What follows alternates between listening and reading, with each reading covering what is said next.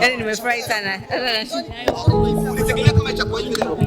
Hapana, sikutegemea. Kitu gani ambacho ulitegemea kama kitakuwa kama surprise na kilifanyika siku ya leo kwa Mr. Champagne? Nimefurahi kumuona. Tumedia Bobo guma ngaha Bobo werekana imodoka yinjiyemo yariyo ni imodoka nziza cyane ya Mr. KAJALA. Arabupende sana, unaona kama ni tu vizuri sana. Injiyemo imodoka imeze neza, imeze fresh cyane. Imodoka imeze neza, imodoka yinjiyemo Bobo akomera ufata rero kugira ngo umuti ugende fresh cyane. Amutaje bayanyinshi nje umutuga KAJALA baramutwaye. Ibintu bibaye umuti. Ego. Baramutwaye. Yes. Bobo ndabishira.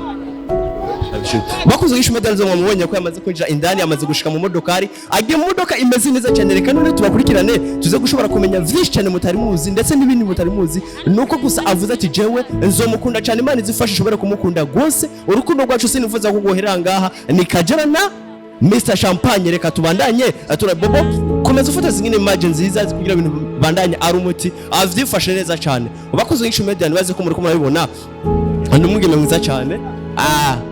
Ibintu vy'umuti baramugarike mu modoka ya fresh, bana natwe dushobora kumenya vyinshi gose.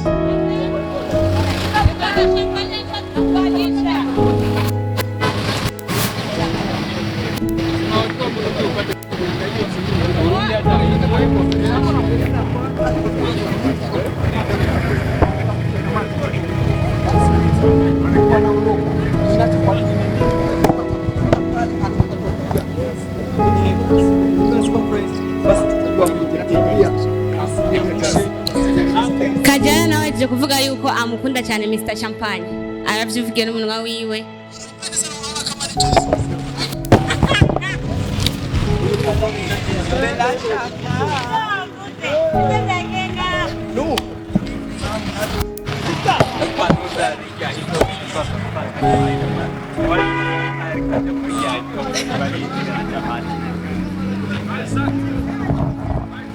Ko umutekano ni muri cyane kandi nimeze neza, ariko uno munsi gatufate ko tugiye kujya igihugu cy'u Burundi kiyavuye mu stare, turakira mu stare akomeye cyane kandi agiye gusumba urundi n'umukongomani ndetse n'umundi n'ikindi gihugu kibanye bari kumwe, ariko tubigiye kugenda neza cyane. Yari mu mudema, ariko tureka tubananye turaba vyinshi uko vyifashe nuko meze neza. Araba ni imodoka ari nziza zose, ni imodoka zamwiteze zaje kumwitega, areka tu ibintu ni fresh cyane, ibintu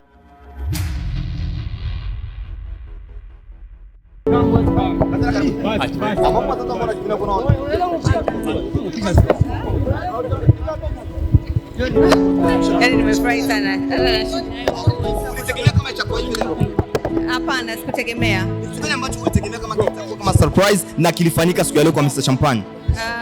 Nimefurahi kumuona. Tumedia Bobo guma ngaha Bobo werekana imodoka yinjiyemo yariyo ni imodoka nziza cyane ya Mr. KAJALA.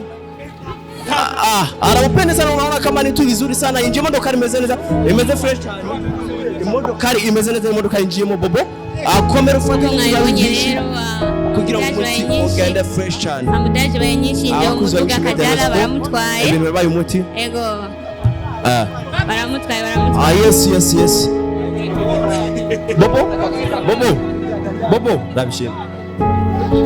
Bakuze yishu medal zo mubonye ko yamaze kwinjira indani, amaze gushika mu modokari, agiye mu modoka imeze neza cyane. Reka none tubakurikirane tuze gushobora kumenya vyinshi cyane mutari muzi ndetse n'ibindi mutari muzi. Nuko gusa avuze ati jewe nzomukunda cyane, Imana izifashe ishobora kumukunda gose. Urukundo rwacu sinifuza kugohera ngaha, ni KAJALA na Mr. Champagne. Reka tubandanye atura Bobo, komeza ufata zingine imagine nziza kugira ibintu bandanye ari umuti avyifashe neza cyane. Bakuze yishu medal baze ko muri ko murabibona ndumugene mwiza cyane.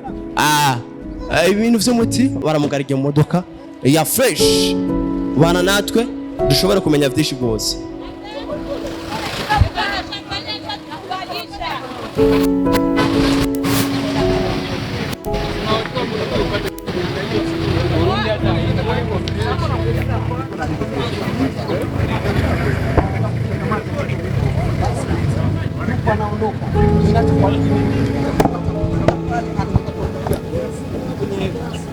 Conference basi Kajala nawe aje kuvuga yuko amukunda cyane Mr Champagne aravyivugiye n'umunwa wiwe.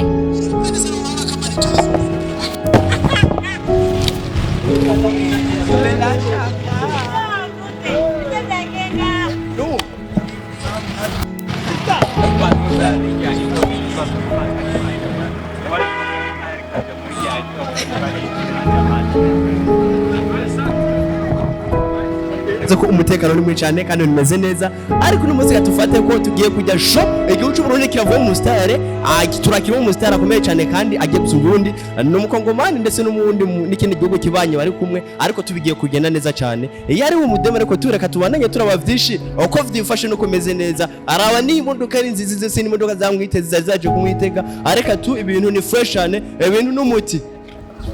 Twende.